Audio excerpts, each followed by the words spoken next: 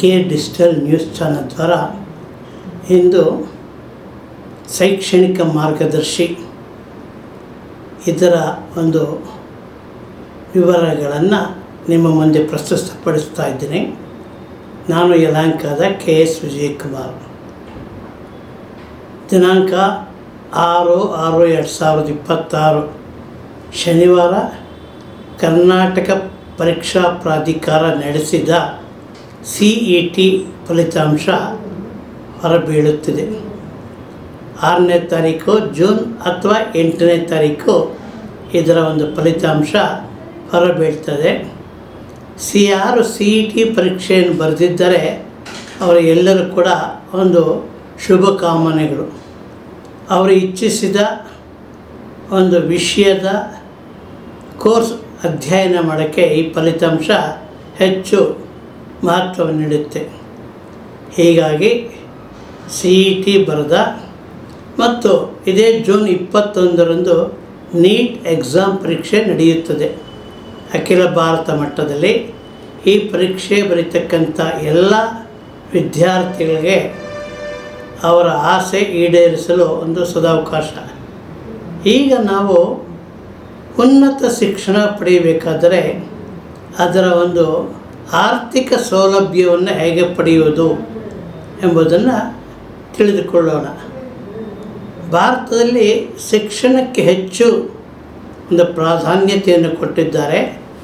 ಯಾವ ವಿದ್ಯಾರ್ಥಿ ಕೂಡ ಆರ್ಥಿಕ ಸೌಲಭ್ಯ ಕೊರತೆಯಿಂದ ಅವರು ವಿದ್ಯಾಭ್ಯಾಸ ಮೊಟಕುಗೊಳಿಸಬಾರದು ಅಂತ ನಮ್ಮ ಕರ್ನಾಟಕ ರಾಜ್ಯ ಸರ್ಕಾರವು ಕೂಡ ಮತ್ತು ಭಾರತ ಸರ್ಕಾರವು ಕೂಡ ಶಿಕ್ಷಣಕ್ಕೆ ಸಾಲ ಸೌಲಭ್ಯಗಳನ್ನು RBI ನಿಯಮದಂತೆ ಮತ್ತು IBA ನಿಯಮದಂತೆ ಈ ಒಂದು ಸಾಲ ಸೌಲಭ್ಯನ ಕೊಡ್ತಾರೆ. ಆದ್ದರಿಂದ ತಮ್ಮ ಮಕ್ಕಳು ಉನ್ನತ ಅಭ್ಯಾಸ ಶಿಕ್ಷಣ ಪಡೆಯೋದಕ್ಕೆ ಒಂದು ಸದಾವಕಾಶವನ್ನು ನೀಡಿಕೊಡ್ತಾರೆ. ಶಿಕ್ಷಣಕ್ಕೆ ಈ ಒಂದು ಸ್ಕಾಲರ್ಶಿಪ್ ಲೋನ್ ಅಂತ ಕೊಡುವುದಕ್ಕೆ ಪ್ರಾರಂಭವಾಗಿದ್ದು 1963ರಲ್ಲಿ 1963 ಇಲ್ಲಿ ಸ್ಕಾಲರ್ಶಿಪ್ ಲೋನನ್ನು ಕೊಡೋದಕ್ಕೆ ಶುರುವಾಯಿತು. 1995ರಲ್ಲಿ ಸ್ಟೇಟ್ ಬ್ಯಾಂಕ್ ಆಫ್ ಇಂಡಿಯಾ ಇವರು ಕೂಡ ಈ ಒಂದು ಹಣಕಾಸು ಸೌಲಭ್ಯವನ್ನು ಕೊಡೋದಕ್ಕೆ ಶುರು ಮಾಡಿದ್ದಾರೆ.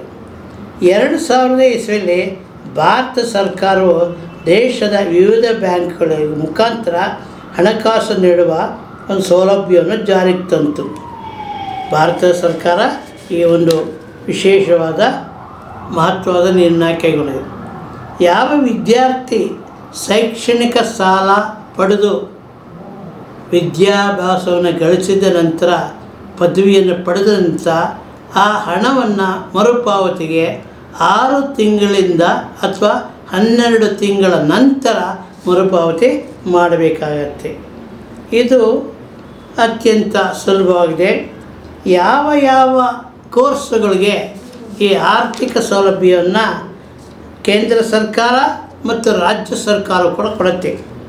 ಇಂಜಿನಿಯರಿಂಗ್, ವೈದ್ಯಕೀಯ, ವಾಣಿಜ್ಯ, ಕಾನೂನು, ಕೃಷಿ, ವಿಜ್ಞಾನ, ಕಲಾ, ಸ್ನಾತಕೋತ್ತರ ಪದವಿಗಳು ಕೂಡ ಇದನ್ನು ಕೊಡುತ್ತೆ.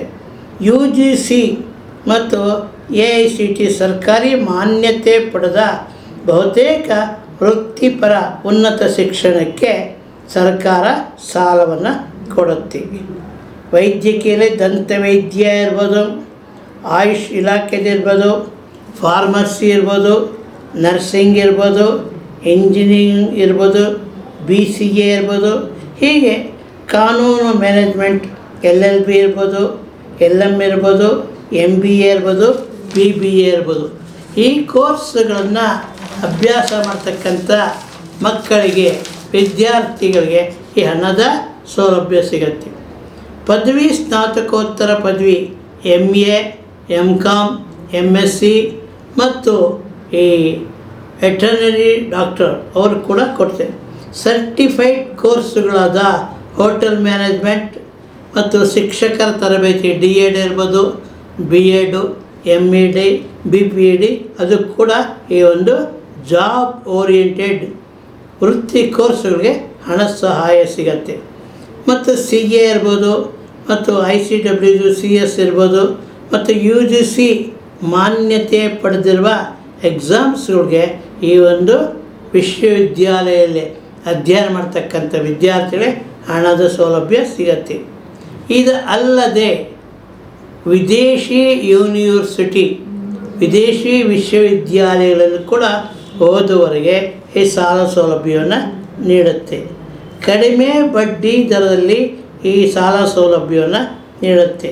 ಉದಾಹರಣೆಗೆ ಕೆನರಾ ಬ್ಯಾಂಕ್ ಇಲ್ಲಿ 6% ಈ ಒಂದು ಸಾಲ ಸೌಲಭ್ಯ ಸಿಗುತ್ತೆ. 40 ಲಕ್ಷದವರೆಗೂ ಸಾಲವನ್ನು ನಾವು ಪಡಿಬೋದು. ಬ್ಯಾಂಕ್ ಆಫ್ ಮಹಾರಾಷ್ಟ್ರ ಇಲ್ಲಿ ಕೂಡ 6.85, ಇಲ್ಲಿ ಕೂಡ 40 ಲಕ್ಷದವರೆಗೆ ಈ ಒಂದು ಸಾಲವನ್ನು 1.5 ಕೋಟಿ ರು ತನಕ ಪಡೆಯುವುದು. ಸ್ಟೇಟ್ ಬ್ಯಾಂಕ್ ಆಫ್ ಇಂಡಿಯಾ 8.15, 1.5 ಕೋಟಿಯಿಂದ ಹಿಡಿದು 3 ಕೋಟಿ ತನಕ ಈ ಸಾಲ ಸೌಲಭ್ಯ ಸಿಗತ್ತೆ. ಯೂನಿಯನ್ ಬ್ಯಾಂಕ್ ಆಫ್ ಇಂಡಿಯಾ 8%, 40 ಲಕ್ಷದಿಂದ 1.5 ಕೋಟಿ ತನಕ ಸಾಲವನ್ನು ಕೊಡ್ತಾರೆ. ಬ್ಯಾಂಕ್ ಆಫ್ ಬರೋಡಾ 8.5 ಬಡ್ಡಿ 40 ಲಕ್ಷ 2 ಕೋಟಿ ತನಕ. ಹೀಗೆ ಅನೇಕ ರಾಷ್ಟ್ರೀಯ ಬ್ಯಾಂಕ್ಗಳು ಈ ಒಂದು ಸೌಲಭ್ಯವನ್ನು ಕೊಡ್ತಾರೆ. 7 ಲಕ್ಷ ಆಸ್ತಿ ಇದ್ದವರಿಗೆ, ಆಸ್ತಿ ಇಲ್ಲದವರು ಕೂಡ ಈ ಒಂದು ಸಾಲ ಸೌಲಭ್ಯ ಸಿಗತ್ತೆ. ಸಾಮಾನ್ಯವಾಗಿ ಆ ವ್ಯಕ್ತಿಯ ತಂದೆಯ ಪೋಷಕರ ಒಂದು ಆಸ್ತಿ ಇದ್ದರೆ, ಆ ಒಂದು FD ಇದ್ದರೆ, ಮತ್ತು ಚಿರಾಸ್ತಿ ಚಿನ್ನದ ಆಭರಣ ಇದ್ದರೆ, ಆ ಭದ್ರತೆಗಾಗಿ ಅದನ್ನು ಇಟ್ಕೊಂಡು ಸಾಲ ಸೌಲಭ್ಯವನ್ನು ಕೊಡ್ತಾರೆ. ಇಲ್ಲ ಯಾವುದೇ ಆಸ್ತಿ ಇಲ್ಲ, ವೈಯಕ್ತಿಕವಾಗಿ ಇಲ್ಲ ಅಂದರೂ ಕೂಡ ಒಬ್ಬ ವ್ಯಕ್ತಿಯ ಶ್ಯೂರಿಟಿ ಆಧಾರದ ಮೇಲೆ ಸಾಲ ಸೌಲಭ್ಯವನ್ನು ಕೊಡ್ತಾರೆ. ಯಾಕೆ ಅಂದರೆ ಆ ವ್ಯಕ್ತಿ ಆ ಸಾಲವನ್ನು ಜವಾಬ್ದಾರಿಯುತವಾಗಿ ಹಿಂತಿರುಗಿಸುವ ಉದ್ದೇಶದಿಂದ ಇದನ್ನು ಮಾಡಿದ್ದಾರೆ. ಹೀಗೆ ನಮ್ಮಲ್ಲಿ ಬಡ್ಡಿ ಏರಿಳಿತ ಆಗಬಹುದು. ಏಕೆಂದರೆ ಈ ಕಾಲಕ್ಕೆ ಬಡ್ಡಿ ಏರ್ತದೆ. 20 ಲಕ್ಷ ಸಾಲ 15 ವರ್ಷದ ತನಕ ಕೊಡ್ತಾರೆ. 20 ಲಕ್ಷ ಸಾಲವನ್ನು ಕೂಡ ಕೊಡ್ತಾ ಇದ್ದಾರೆ. ಮತ್ತು ವಿಶೇಷ ಏನಪ್ಪ ಅಂದರೆ, ಯಾರು ಸಾಲ ಪಡಿತಾರೆ ಅವರಿಗೆ ಮುಖ್ಯವಾಗಿ ಪಾನ್ ಕಾರ್ಡ್ ಇರಬೇಕು, ಆಧಾರ್ ಇರಬೇಕು, ಅಡ್ರೆಸ್ ಪ್ರೂಫ್ ಇರಬೇಕು, ಮಾರ್ಕ್ಸ್ ಕಾರ್ಡ್, SLC, PUC, ಮತ್ತು CET ಅಥವಾ ನೀಟ್ ಪರೀಕ್ಷೆಯ ಫಲಿತಾಂಶ ರಿಸಲ್ಟ್ ಇರಬೇಕು. ಮತ್ತು ಯಾವ ಕಾಲೇಜ್ಗೆ ಆಫರ್ ಮಾಡಿದ್ದೀರ ಆಫರ್ ಸರ್ಟಿಫಿಕೇಟ್ ಇರಬೇಕು. ಯಾವ ಕಾಲೇಜು ಯಾವ ಕೋರ್ಸ್ ಅಂತ ಇದನ್ನು ಇಟ್ಕೋಬೇಕಾಗತ್ತೆ. ಸಾಮಾನ್ಯವಾಗಿ ಯಾವ ವಿದ್ಯಾರ್ಥಿ ಯಾವ ಕೋರ್ಸನ್ನು ಆಯ್ಕೆ ಮಾಡ್ಕೊತಾನೆ ಅದರ ವಾರ್ಷಿಕದ ಶುಲ್ಕವನ್ನು ಈ ಒಂದು ಸರ್ಕಾರ ನೀಡುತ್ತೆ. ಈ ಯೋಜನೆಯಡಿ ಸಾಮಾನ್ಯವಾಗಿ ಪ್ರತಿಯೊಬ್ಬರು ಕೂಡ ಈ ವಾರ್ಷಿಕವಾಗಿ 8 ಲಕ್ಷದಿಂದ 10 ಲಕ್ಷದವರೆಗೆ ಆದಾಯ ಹೊಂದಿರುವ ಕುಟುಂಬದವರಿಗೆ ವಿದ್ಯಾರ್ಥಿ ವೇತನ ಸಿಗತ್ತೆ. ಕೇಂದ್ರ ಸರ್ಕಾರದ PM ವಿದ್ಯಾಲಕ್ಷ್ಮಿ ಅಂತ ಯೋಜನೆ ಇದೆ. ಈ ಯೋಜನೆಯ ಮುಖಾಂತರ ಶಿಕ್ಷಣದ ಸಚಿವಾಲಯ ವಿದ್ಯಾರ್ಥಿಗಳಿಗೆ ಉನ್ನತ ವಿದ್ಯಾಭ್ಯಾಸಕ್ಕಾಗಿ ಶೈಕ್ಷಣಿಕ ಸಾಲವನ್ನು ಒದಗಿಸುತ್ತೆ.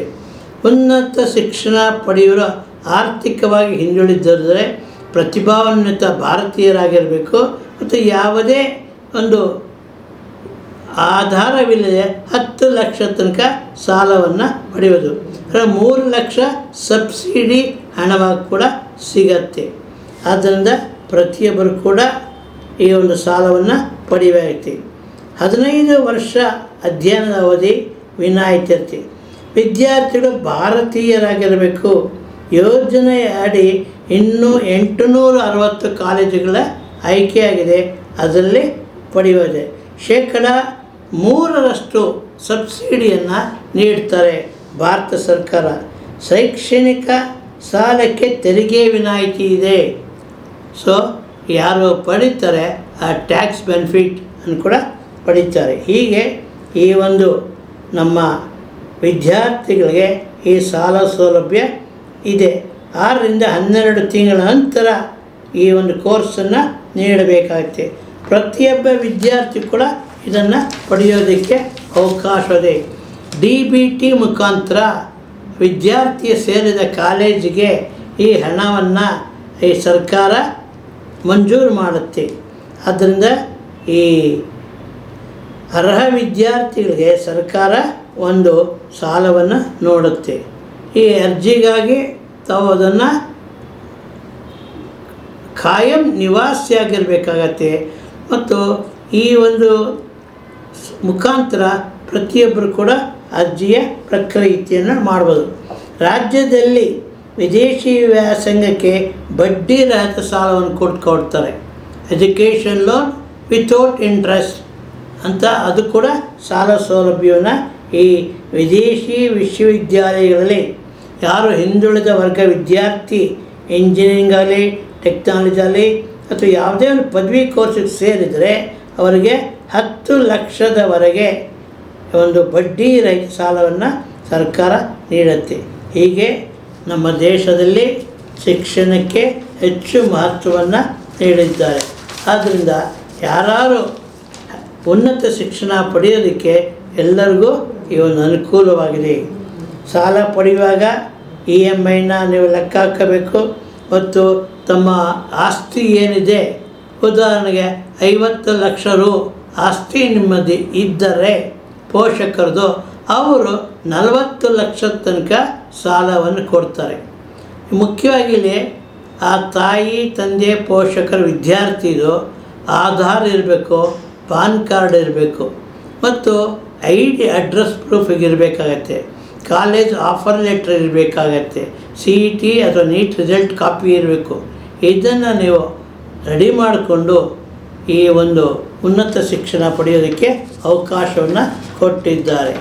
ಒಟ್ಟು ಇದೊಂದು ವಿಶೇಷವಾದ ಕರ್ನಾಟಕ ರಾಜ್ಯದ ಅಲ್ಪಸಂಖ್ಯಾತ ಇಲಾಖೆಯು PUC ಡಿಪ್ಲೊಮಾ IT ಓದ್ತಕ್ಕಂಥ ಮಕ್ಕಳಿಗೆ ಒಂದು ಉಚಿತವಾದ ವಸತಿ ನಿಲಯಗಳನ್ನು ವಾಸ ಮಾಡೋಕ್ಕೆ ಅವಕಾಶವಿದೆ. ಯಾರು ಕ್ರಿಶ್ಚಿಯನ್ ಇರ್ಬೋದು, ಮುಸ್ಲಿಂ, ಜೈನ್, ಸಿಖ್, ಬೌದ್ಧ ಮತ್ತು ಪಾರಸಿ ಈ ಒಂದು ಹಿಂದುಳಿದ ವರ್ಗಗಳು ಅಭ್ಯರ್ಥಿಗಳು ಈ ಒಂದು ವಸತಿ ನಿಲಯಕ್ಕೆ ಸೇರ್ಕೋಬೋದು. ಇಲ್ಲಿ ಪೋಷಕರ ವರಮಾನ 2.5 ಲಕ್ಷ ರೂಪಾಯಿ ಒಳಗಡೆ ಇರಬೇಕು. 2.5 ಲಕ್ಷ ಇದ್ದರೆ ಆ ವಿದ್ಯಾರ್ಥಿಗಳು PUC ಡಿಪ್ಲೊಮಾ ITI ಈ ಕೋರ್ಸಿಗೆ ಸೇರ್ತಕ್ಕಂಥವರು ಈ ವಸತಿ ನಿಲಯಗಳಲ್ಲಿ ಪ್ರವೇಶವನ್ನು ಪಡ್ಕೋಬೋದು. ಇದೇ ತಿಂಗಳು 30ನೇ ತಾರೀಕು 6ನೇ ತಿಂಗಳು ಈ ಪ್ರವೇಶಕ್ಕೆ ಅರ್ಜಿಯನ್ನು ಸಲ್ಲಿಸಬಹುದಾಗತ್ತೆ. ಮತ್ತೊಂದು ವಿಶೇಷವಾಗಿರೋದು ಈ 23-24 ಪರೀಕ್ಷೆ ಯಾರು CET ಬರೆದಿದ್ದರೆ ಆ ಮಕ್ಕಳಿಗೆ ರಿಸಲ್ಟು 6ನೇ ತಾರೀಕು, ತಪ್ಪಿದರೆ 8ನೇ ತಾರೀಕು ಫಲಿತಾಂಶ ಪ್ರಕಟವಾಗುತ್ತೆ. ನಮ್ಮ ಸರ್ಕಾರ ಎಷ್ಟು ಜಾಗೃತವಾಗಿದೆ ಅಂದರೆ ನೀಟ್ ಪರೀಕ್ಷೆ ನಕಲು ಪ್ರಶ್ನೆ ಪತ್ರಿಕೆಯನ್ನು ಮಾಡಿದವ್ರನ್ನ ಈಗಾಗಲೇ ಅದು ಹತೋಟಿಗೆ ಬಂಧಿಸಿದೆ. ಜೂನ್ 21ಕ್ಕೆ ನಿಗದಿಯಾಗಿತ್ತು ಪರೀಕ್ಷೆ. ಅದಕ್ಕೆ ಮುಂಚೆ ಕೆಲವು ದುಷ್ಟರು ನಕಲಿ ಪತ್ರಿಕೆಯನ್ನು ಬಿಟ್ಟಿದ್ದರು, ಅವರನ್ನು ಅಧಿಕಾರಿಗಳು ತಮ್ಮ ವಶಕ್ಕೆ ಪಡ್ಕೊಂಡಿದ್ದಾರೆ. ಹೀಗೆ ಪರೀಕ್ಷೆಗಳು ಸುಸೂತ್ರವಾಗಿ ಮತ್ತು ಪಾರದರ್ಶಕವಾಗಿ ಪಡೆಯೋದಕ್ಕೆ ಎಲ್ಲ ಸಿದ್ಧತೆಗಳನ್ನು ಮಾಡಿಕೊಂಡಿದೆ. ಆದ್ದರಿಂದ ಯಾರು ಉನ್ನತ ಶಿಕ್ಷಣ ಪಡೆಯೋದಕ್ಕೆ ಅವಕಾಶ ಇದೆ, ವಂಚಿತರಾಗಿದ್ದಾರೆ ಮತ್ತು ಆರ್ಥಿಕ ಸೌಲಭ್ಯ ಬೇಕಾಗತ್ತೆ, ಅವರು ಕೂಡಲೇ ಈ ಒಂದು ಅಲ್ಪಸಂಖ್ಯಾತ ಇಲಾಖೆಯನ್ನು ಪಡಿಬೋದು. ಭಾರತ ಸರ್ಕಾರದ PM ಯೋಜನೆಯನ್ನು ಕೂಡ ಪಡಿಬೋದು. ಅತ್ಯಂತ ಕಡಿಮೆ ಬಡ್ಡಿ ದರದಲ್ಲಿ ಸಿಗತ್ತೆ. ಆ ವಿದ್ಯಾರ್ಥಿಯ ಸಂಪೂರ್ಣ ವೆಚ್ಚ, ವಸತಿ ಇರ್ಬೋದು, ಪುಸ್ತಕ ಇರ್ಬೋದು, ಲ್ಯಾಬ್ ಇರ್ಬೋದು, ಎಲ್ಲವನ್ನು ಕೂಡ ಸರ್ಕಾರವೇ ಭರಿಸುತ್ತೆ. ಆದ್ದರಿಂದ ವಿದ್ಯಾರ್ಥಿಗಳು ಶಿಕ್ಷಣ ಪಡೆಯೋದಕ್ಕೆ ಒಂದು ಸದವಕಾಶ ಇದೆ. ಆತ್ಮೀಯ ಪೋಷಕರೇ, ಯಾರು ಆತ್ಮೀಯ ವಿದ್ಯಾರ್ಥಿಗಳೇ, ಈ ಒಂದು ಸಾಲ ಸೌಲಭ್ಯವನ್ನು ಪಡೆಯಿರಿ ಮತ್ತು ತಮ್ಮ ಕನಸನ್ನು ನನಸು ಮಾಡಿಕೊಳ್ಳಿರಿ ಮತ್ತು ಉನ್ನತವಾದ ಧ್ಯೇಯ ಇರತಕ್ಕಂಥ ಉನ್ನತವಾದ ಶಿಕ್ಷಣ ಪಡೆದು ದೇಶ ಸೇವೆಗೆ, ಮಾನವನ ಸೇವೆಗೆ ಮುಡಿಪಾಗಿಟ್ಟಿರಿ. ತಾವು ಗಳಿಸಿದ ವಿದ್ಯೆ ನಮ್ಮ ದೇಶಕ್ಕೆ, ನಮ್ಮ ಜನರಿಗೆ ಅವಶ್ಯಕವಿದೆ. ಆದ್ದರಿಂದ ಪ್ರತಿಯೊಬ್ಬ ವಿದ್ಯಾರ್ಥಿಗಳು ಉನ್ನತ ಪದವಿಯನ್ನು ಪಡೆಯಿರಿ, ದೇಶ ಸೇವೆಗೆ ನೀವು ಸಿದ್ಧರಾಗಿರಿ. ಇದಕ್ಕೆ ಪೋಷಕರು ಕೂಡ ಕೈ ಜೋಡಿಸಬೇಕು. ಮಕ್ಕಳ ಕನಸನ್ನು ನನಸು ಮಾಡಿಕೊಳ್ಳುವುದಕ್ಕೆ ತಮ್ಮ ಎಲ್ಲ ಸಹಕಾರವನ್ನು ಕೊಡಬೇಕು. ಹೀಗೆ ಈ VK ಡಿಜಿಟಲ್ ನ್ಯೂಸ್ ಚಾನಲ್ ದ್ವಾರ ಉನ್ನತ ಶಿಕ್ಷಣ ಸೌಲಭ್ಯದ ವಿವರಗಳನ್ನು ನೀಡಿದ್ದೀವಿ. ಎಲ್ಲಿ ತಾವು ವಾಸವಿರತಕ್ಕಂಥ ಸಮೀಪದ ರಾಷ್ಟ್ರೀಕೃತ ಬ್ಯಾಂಕ್ಗಳಲ್ಲಿ ಹೋಗಿ ಇದರ ಮಾಹಿತಿಯನ್ನು ಪಡೆಯುವುದು, ಯಾರು ವ್ಯವಸ್ಥಾಪಕರಿರ್ತಾರೆ ಅವರನ್ನು ಸಂದರ್ಶಿಸಿ ಈ ಮೇಲೆ ಹೇಳಿದ ಎಲ್ಲ ತಮ್ಮ ಪರಿಚಯ ಪತ್ರ ಇರ್ಬೋದು, ಅಡ್ಮಿಷನ್ನು ಇದಿರ್ಬೋದು, ಎಲ್ಲವನ್ನು ಸಿದ್ಧ ಮಾಡಿಕೊಂಡ್ರೆ ತಕ್ಷಣ ತಾವು ಪ್ರವೇಶವನ್ನು ಸರ್ಕಾರದ RBI ನಿಯಮದಂತೆ ಹೆಚ್ಚು ಬಡ್ಡಿ ಇಲ್ಲದೆ ಸಾಲ ಸೌಲಭ್ಯ ಪಡೆಯುವುದು. ಈ ಅವಕಾಶವನ್ನು ಪ್ರತಿಯೊಬ್ಬರು ಬಳಸ್ಕೋಬೇಕಾಗಿ ವಿನಂತಿ. ಇಂತಿ ಯಲಹಂಕದ KS ವಿಜಯಕುಮಾರ್. ವಂದನೆಗಳೊಂದಿಗೆ. VK digital news YouTube channel ಅನ್ನು ಲೈಕ್ ಮಾಡಿ, ಸಬ್ಸ್ಕ್ರೈಬ್ ಮಾಡಿ ಮತ್ತು ಹೆಚ್ಚಿನ ಜನರಿಗೆ ಶೇರ್ ಮಾಡಿ.